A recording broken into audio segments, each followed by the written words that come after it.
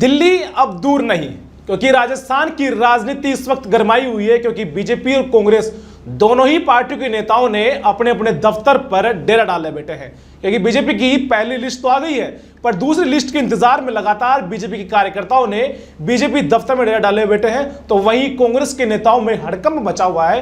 तो राजस्थान के कांग्रेस के नेता अब एआईसीसी जो चैम्बर है वहां पर डेरा डाले बैठे हैं कि किसका टिकट कटेगा और किसका टिकट बचेगा। इसी को लेकर आज राजस्थान के अंदर एक बार फिर सियासत गरमाई हुई है, क्योंकि राजस्थान से इस वक्त की बड़ी खबर यह आ रही है कि राजस्थान में मेवाड़ और मारवाड़ से दो लोगों ने बीजेपी का दामन थामा है, और वो है भवानी सिंह कालवी और विश्वराज मेवाड़ ने। भवानी सिंह कालवी लोकेंद्र सिंह कालवी के पुत्र है और कल्याण सिंह कालवी के पोते हैं। इन दोनों ने राजनीति इर्द गिर्द रही, क्योंकि दोनों ही उस समाज से आते हैं जहां राजनीति बड़ा प्रभाव डालती है। और इन दोनों ने आज दिल्ली दफ्तर के अंदर सीपी जोशी की सानिध्य में वहां बीजेपी की सदस्यता ग्रहण की है। और इसी पर अधिक जानकारी के लिए और आगे बातचीत के लिए हमारे साथ हमारे पॉलिटिकल रिपोर्टर ओम प्रकाश चौधरी हमारे साथ हैं। ओम प्रकाश, आज भाजपा ने बड़ा गेम खेला है जी। मेवाड़ और मारवाड़ से भवानी सिंह कालवी और विश्वराज मेवाड़ को भाजपा की सदस्यता दिला दी है। क्या लगता है, चुनाव अभी 1 महीना बचा है, क्या कोई बड़ा नेता फिर शामिल होने वाला है?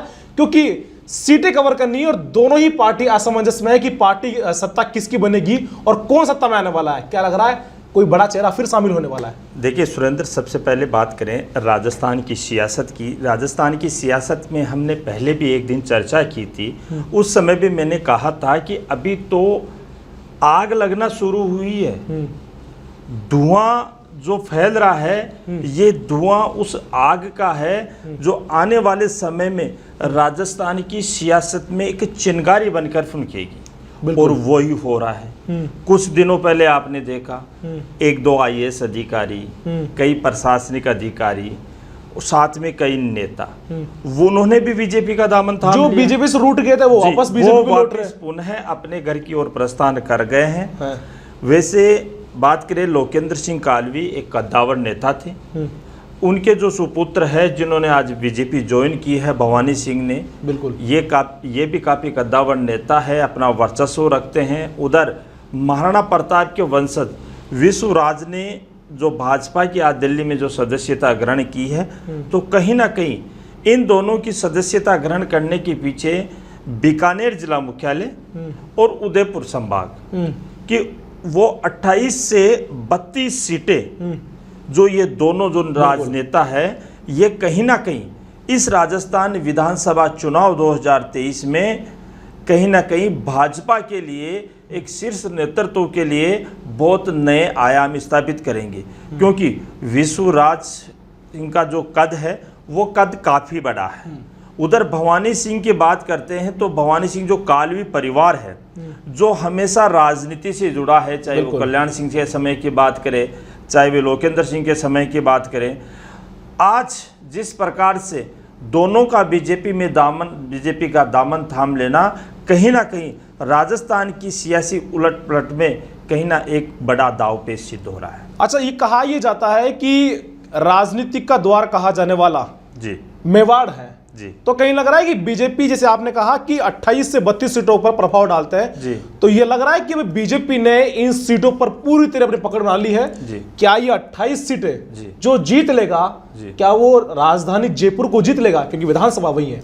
देखिए सुरेंद्र, सबसे पहली बात करें, किसी भी संभाग में चले जाए, चाहे आप कोटा संभाग में चले जाए, चाहे अजमेर संभाग में चले जाए, चाहे जयपुर संभाग में चले जाए या सीकर संभाग में चले जाए, हर जगह की राजनीतिक सियासत के जो पहलू है, जो आंकड़े हैं, वो अलग अलग है। बिल्कुल, कहीं किसी संभाग में जो राजनीति है वो जातिवाद पर आधारित है, किसी समाज की जो राजनीति है वो क्षेत्रवाद पर आधारित है, किसी क्षेत्र की जो राजनीति है वो वहाँ के स्थानीय नेताओं के ऊपर निर्भर करती है कि वर्तमान में उनका क्या स्वरूप है और आने वाले समय में उनका परिक्षेत्र क्या होगा। बिल्कुल, जिस प्रकार से दोनों इन बड़े कद्दावर नेताओं ने आज बीजेपी का दामन थामा है, कहीं ना कहीं वो फैक्टर वहाँ पर मोदी को दिख रहे होंगे, जेपी नड्डा को दिख रहे होंगे, क्योंकि 2 दिन का जेपी नड्डा का दौरा कल जो दौरा कहीं ना कहीं ये एक जो सिद्ध है, जो बयां कर रहा है कि 2 दिन का जेपी नड्डा का दौरा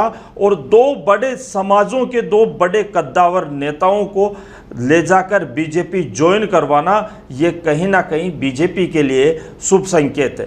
क्योंकि माना जा रहा है, कयास लगाए जा रहे थे कि अब की बार, क्योंकि गहलोत साहब बार बार कह रहे थे कि अब की बार सरकार रिपीट होगी, सरकार रिपीट होगी, जिस प्रकार से जो योजनाएं संचालित कर रहे हैं, लेकिन इन प्रकार नेताओं का आना, बीजेपी को ज्वाइन करना और फिर टिकट की दावेदारी करके टिकट लेना, जैसे हाल ही में आपने देखा है सरवण चौधरी को, जिनको फतेहपुर से टिकट दिया गया है, उन्होंने कुछ दिन पहले बीजेपी का दामन थामा था और आज वो विधायक की तैयारी कर रहे हैं, विधायकी की तैयारी कर रहे हैं, वो फतेहपुर से उनको चुनाव लड़ाया जा रहा है। तो कहीं ना कहीं इन दोनों को जो कद्दावर नेता है, इन दोनों कद्दावर नेताओं को जो वहाँ की जो स्थानीय सीटें हैं, वहाँ से कहीं ना कहीं इनको चुनाव लड़ाया जाएगा। बीजेपी कांग्रेस की लगातार रैलियां भी उस मारवाड़ के क्षेत्र में होती रही है जी, चाहे परिवर्तन यात्रा की बात हो या फिर आरएलपी की जो यात्रा शुरुआत थी वो भी मारवाड़ से। तो लोगों को डर तो था कि मारवाड़ अगर जिसके पास होगा वो सत्ता के नजदीक होगा जी। तो अब ये लग रहा है कि मोटे मोटे तौर पर क्या इन दोनों लोगों के शामिल होने से जी कितना प्रभाव पड़ने वाला है, या फिर जो रीत रही एक बार बीजेपी एक बार कांग्रेस की, तो क्या लग रहा है कि इस बार की 28 की सीटें राजस्थान की राजनीति बड़ा उलटफेर करेगी और सत्ता बीजेपी की आने वाली होगी?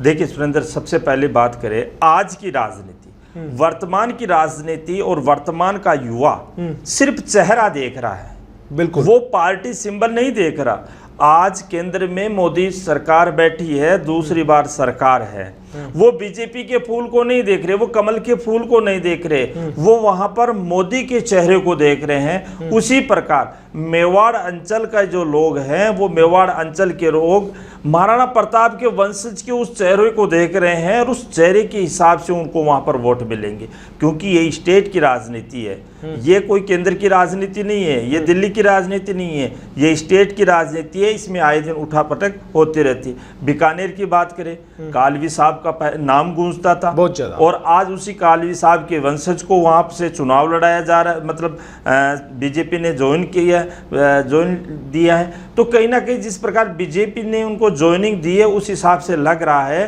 कि भवानी सिंह भी चुनावी मैदान में उतरेंगे और बहुत ज़्यादा प्रभाव वहाँ पर जो भाजपा का है वो जमा पाएंगे।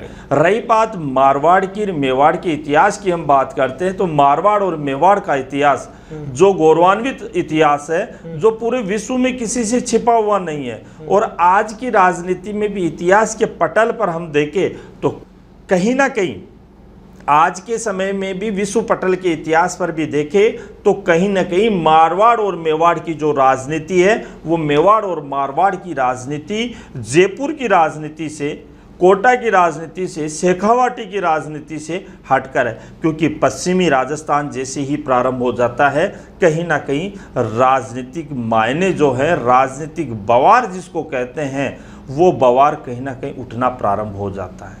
क्योंकि अक्सर जितने भी नेताओं के बयान आते हैं, चाहे वो बयान किसी भी नेता से संबंधित हो, वो हमेशा अक्सर पश्चिमी राजस्थान के नेताओं के ऐसे बयान आते हैं कि वो कई दिनों तक सुर्खियों में बने रहते हैं।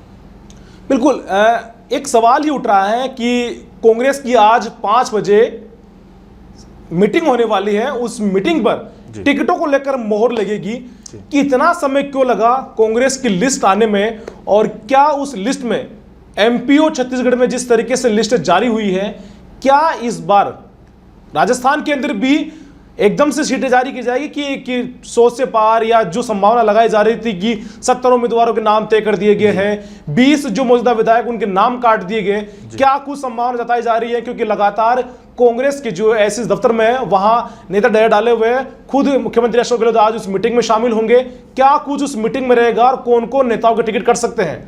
देखिए, जैसे अभी आपने पहले कहा था कि अब दिल्ली दूर नहीं, दिल्ली दूर नहीं है जनाब, ये चुनावी समय है। बिल्कुल, जयपुर से दिल्ली और दिल्ली से जयपुर राजनेताओं का आना जाना है। एआईसीसी दफ्तर की बात करें, कल गहलोत साहब दिल्ली से आए थे, परसों रोज दिल्ली गए थे।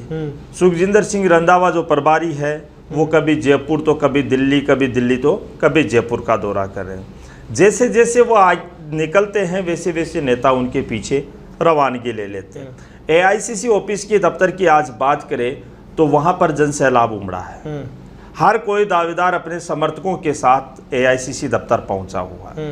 रही बात टिकट वितरण की लेकर, जो पिछली सीईसी की जो मीटिंग हुई थी, कांग्रेस की जो मीटिंग केंद्रीय चुनाव समिति जी, उस मीटिंग में लगभग सूत्रों के हवाले से खबर यह भी है कि लगभग 50 जो सीटें हैं उनके प्रत्याशियों के लगभग नाम तय हो गए हैं। अच्छा, लेकिन कांग्रेस आ रही है कि कम से कम 100 प्लस, चाहे वो 2 हो, 5 हो, 6 हो, तो 100 प्लस सीटों पर एक साथ प्रत्याशी चुनाव मैदान में उतारे जाए। अच्छा, बाकी जो 50 सीटों के अलावा जैसे सूचना यह है कि 106 सीटों पर प्रत्याशी उतारेंगे पहली सूची में। तो जो 56 सीटें हैं, इन 56 सीटों पर लगातार मंथन जारी है। दूसरी तरफ कयास ये भी लगाए जा रहे हैं कि आने वाले 2 दिन बाद में दौसा में प्रियंका गांधी की रैली होने वाली है, सभा होने वाली है। तो कांग्रेस ये भी नहीं चाहेगी कि सभा में किसी प्रकार की कोई नाराजगी दिखे, विरोधाभास दिखे, क्योंकि एक एक विधानसभा से 10-10, 15-15 कैंडिडेट टिकट मांग रहे हैं। टिकट सिंबल तो एक को मिलेगा बिल्कुल, लेकिन जैसे मान लीजिए 15 मांग रहे हैं, सिंबल एक को मिला तो 14 लोग नाराज होंगे। उस नाराजगी को देखते हुए हो सकता है 21 तारीख तक कांग्रेस सूची जारी नहीं करे। हालांकि जो सीटें हैं, जो नाम है, वो फाइनल करके रख दिए जाएंगे।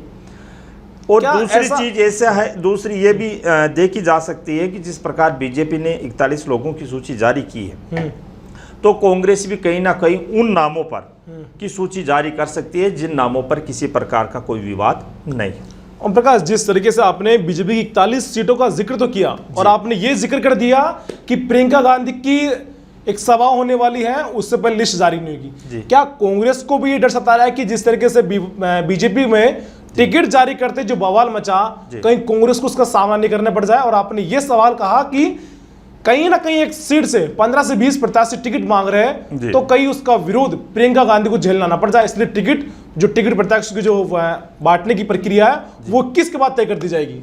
देखिए सुरेंद्र, सबसे बड़ी बात है बगावत के सुर, चाहे वो बीजेपी हो, आम आदमी पार्टी हो, आरएलपी हो या कांग्रेस हो, जिस व्यक्ति को सिंबल नहीं मिलता है तो कहीं ना कहीं वो बगावत तो जरूर करेगा।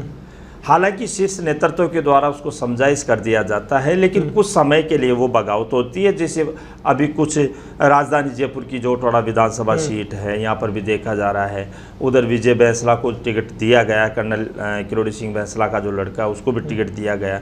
तो कहीं ना कहीं विरोधाभास तो किसी भी पार्टी में जाइए आप, हल्का फुल्का विरोधाभास तो आपको मिलेगा। लेकिन सिंबल जो है, जब सिंबल वितरण होता है, जब नाम लिस्टेड होता है, आता है, तो कहीं ना कहीं हल्का फुल्की बगावत तो, क्योंकि राजस्थान इतना बड़ा है, 200 सीटें हैं, 200 सीटों पर अक्सर देखा जाता है कि 2-5 तो निर्दलीय चुन के आते हैं। अब ये निर्दलीय जो चुनकर आते हैं ये कौन है?